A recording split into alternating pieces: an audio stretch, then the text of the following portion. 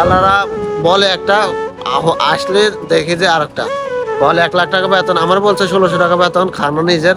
আমি পাইছি 1300 টাকা বেতন, খানা নিজের। আসসালামু আলাইকুম গাইস, তো কেমন আছেন? Welcome my YouTube channel. তো দেখেন, তো আজকে সৌদি আরবে মানে কিছু কিছু জায়গার মধ্যে মানে কুয়াশা পড়ছে, এরকম লেভেলের কুয়াশা পড়ছে। একদিক দিয়ে কুয়াশা করে একদম লাস্টে একদম ডাইরেক্টলি ভিজে গেছে, আবার আরেক দিক দিয়ে কুয়াশা হয় নাই।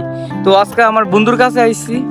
তো কথা হচ্ছে কি, মানে একটা ভিডিওতে দেখছিলাম অনেকদিন আগে, এক ভাই নাকি সৌদি আরবে আসতেছে। তো উনির তেলের পাম্পের মিজে আসতেছে, মানে দালালে বলছে 1,00,000 টাকা উনির স্যালারি। তো এটা কতটা সত্যি? এখানে আমার বন্ধু 4 জন তেলের পাম্পে কাজ করে আজকে দীর্ঘ 4 বছর ধরে। ঠিক আছে, ওরা কত টাকা পা তো এটা আজকে জানবো, তো সাথেই থাকুন। আর মানে এক কথাই দেখেন, মানে সৌদি আরবের বাকালাগুলা, মানে সৌদি আরবের মানে দোকানগুলা বা খানার কুইটেল বা আপনার মুদির মালের দোকান খুব সুন্দরভাবে ডেকোরেশন করে। তো দেখেন ভিডিওটা।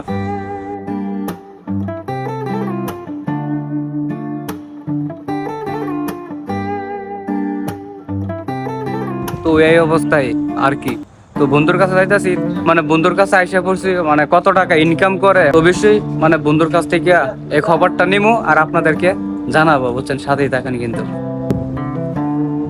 তো আসসালামু আলাইকুম ভাই, কি অবস্থা? ভালো আছেন? এই তো ভাই, এই তো আলহামদুলিল্লাহ ভালো।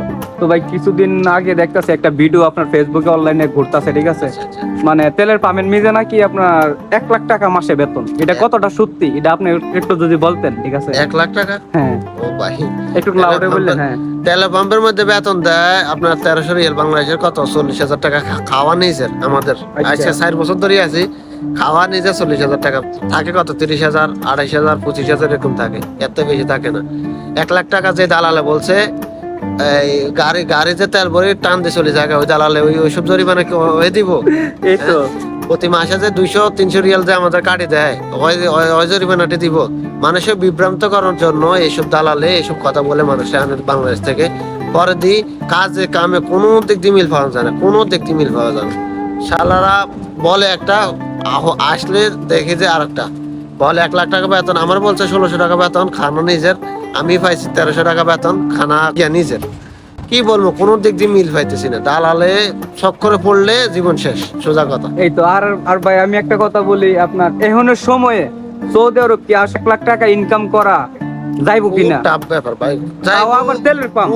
টাফ ব্যাপার না। তেলের পাম্পে তেলের পাম্পে আমি যাইবো? আছি, আমি জানি না। তেলের পাম্পে ঘাটতি হয়, এই তো প্রচুর ঘাটতি হয় তেলের পাম্পে।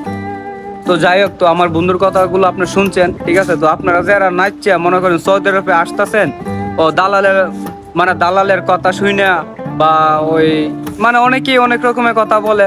সৌদি আরবে 1,00,000 টাকা লুজি, 1,50,000 টাকা লুজি আছে তেলের পামের মিজে, অযথা ভাই বুয়া, ঠিক আছে? অযথা আপনারা অন্যের কথা শুনে নিজের জীবনটা নিজে নষ্ট করবেন না।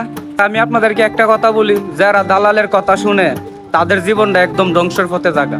একটা কথা বলি, আমার কথা যদি একটু ভুলও লিখে তো লেখেন, ঠিক আছে?